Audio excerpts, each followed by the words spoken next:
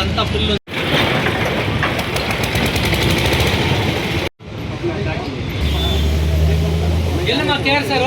ಇನ್ನೊಂದು ಸ್ಟಾಕ್ ಇವರು ಬೇಗ ಬೇಗ ಬೇಗ ಇಲ್ಲಿ ನೋಡಿ ಅಣ್ಣ. ಹವಾಮಾನ ವೈಪರೀತ್ಯ ಉಂಟಾಗಿದೆ. ಈ ಸಂದರ್ಭದಲ್ಲಿ ರಾತ್ರಿ ವೇಳೆ 17 ಡಿಗ್ರಿ ಚಳಿ ಇದೆ.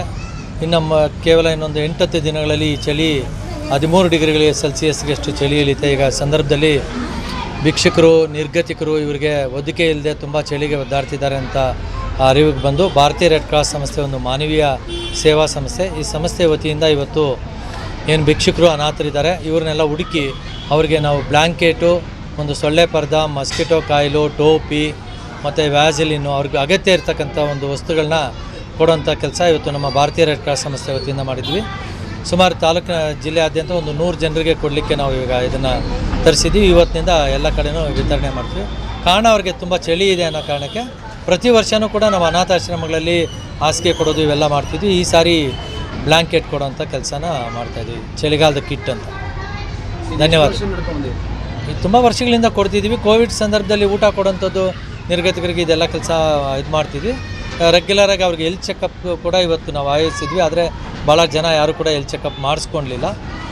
ಇದು ರೆಗ್ಯುಲರಾಗಿ ಇದನ್ನು ಮಾಡ್ತಿರ್ತೀವಿ, ಯೂಶಲಾಗಿ ರೆಗ್ಯುಲರಾಗಿ ಮಾಡ್ತಾ ಇರ್ತೀವಿ. ಇನ್ನಷ್ಟು ಸೇವೆನೂ ಅಲ್ಲ, ಆದರೆ ಇದನ್ನು ಯಾಕೆ ಮಾಡಬೇಕು ಅಂದರೆ ಭಾರತೀಯ ರೆಡ್ ಕ್ರಾಸ್ ಸಂಸ್ಥೆನೇ ಒಂದು ಮಾನವೀಯ ಸಂಸ್ಥೆ.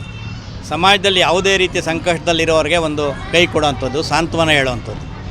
ಈ ದಿಕ್ಕಿನಲ್ಲಿ ಇವತ್ತು ಜನ ಫೀಲ್ ಮಾಡ್ತಾ ಇದ್ದಾರೆ ಚಳಿ ಎಷ್ಟಾಗ್ತಾ ಇದೆ ಅಂತೇಳಿ.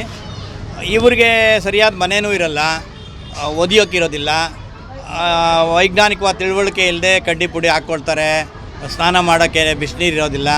ತುಂಬ ಸಂಕಷ್ಟದ ಬದುಕು ಇವ್ರದ್ದಾಗಿದೆ. ನಮಗೆ ಶೋಚನೀಯ ಅನಿಸುತ್ತೆ. ಸ್ವಾತಂತ್ರ್ಯ ಬಂದು 75 ವರ್ಷ ಆದರೂ ಕೂಡ ಸರ್ಕಾರ ಮಾಡಿದೆ ಪಾಪ. ಈ ಸರ್ಕಾರದ್ದು ನಾವು ದ್ವೇಷ ಮಾಡೋಕ್ಕಾಗಲ್ಲ, ಇದು ಸರ್ಕಾರದ ಮೇಲೆ ಆರೋಪ ಮಾಡೋಕ್ಕಾಗಲ್ಲ. ಆ ಜನ ಅದನ್ನು ಸೆನ್ಸಿಟಿವ್ ಆಗಿ ಜನಗಳಿಗೆ ತಲುಪಿಸಿ ಜನ ತಗೊಂಡು ಅದನ್ನು ರೂಢಿಸ್ಕೊಳ್ಳೋದ್ರಲ್ಲಿ ಫೇಲ್ಯೂರ್ ಆಗಿದೆ. ಈ ದೇಶದಲ್ಲಿ ಎಲ್ಲರಿಗೂ ಎಷ್ಟೆಷ್ಟು ಬೇಕೋ ಎಲ್ಲ ಹೋಗ್ತಾ ಇದೆ, ಬಟ್ ಅದನ್ನು ಬಳಸ್ಕೊಳ್ಳಿಕ್ಕಾಗೋದಿಲ್ಲ.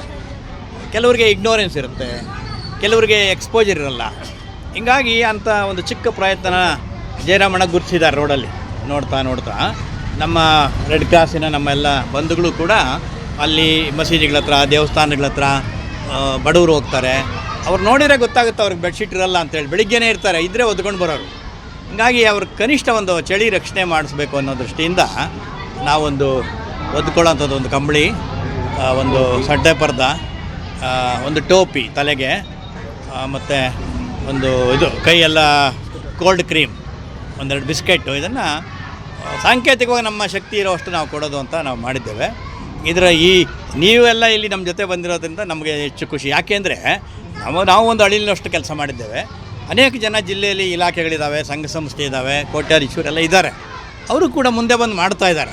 ಹೀಗಾಗಿ ಹನಿ ಗೂಡಿದರೆ ಹಳ್ಳ ಅನ್ನೋವಂಥದ್ದು ನಮ್ಮ ಕೈಲಾಗೋದೊಂದು 100 ಜನನೋ 500 ಜನಕ್ಕೋ ನಾವು ಕೊಡ್ತೇವೆ, ಇನ್ನೊಬ್ಬರು ಕೊಡ್ತಾರೆ. ಅದು ನಿಮ್ಮ ಮೂಲಕ ಹೋದರೆ ಇನ್ನೂ ಹೆಚ್ಚಿಗೆ ಲಾಭ ಆಗುತ್ತೆ ಅಂತ. ನೀವೆಲ್ಲ ಈ ಒಂದು ಚಿಕ್ಕ ಕೆಲಸಕ್ಕೆ ಇಷ್ಟು ಜನ ನೀವು ಪ್ರೀತಿಯಿಂದ ಬಂದಿದ್ದೀರ ಅಂದರೆ ನಿಜಕ್ಕೂ ರೆಡ್ ಕ್ರಾಸ್ ನಿಮಗೆ ಆಭಾರಿಯಾಗಿದೆ. ಇದು ಖಂಡಿತ ಇದು ನಾವು 4-5 ದಿನ ಕೊಡ್ತೇವೆ. ನಿಮ್ಮಗಳ ಮೂಲಕ ಇದು ಇನಿಷಿಯೇಷನ್ ತಗೊಳ್ಳುತ್ತೆ. ಇನ್ನೂ ಸಾವಿರಾರು ಜನ ನಮ್ಮ ಜಿಲ್ಲೆಯಲ್ಲಿ ಕೊಡ್ತಾರೆ ಅಂತ ನಾವು ಭಾವಿಸ್ಕೊಂಡಿದ್ದೇವೆ.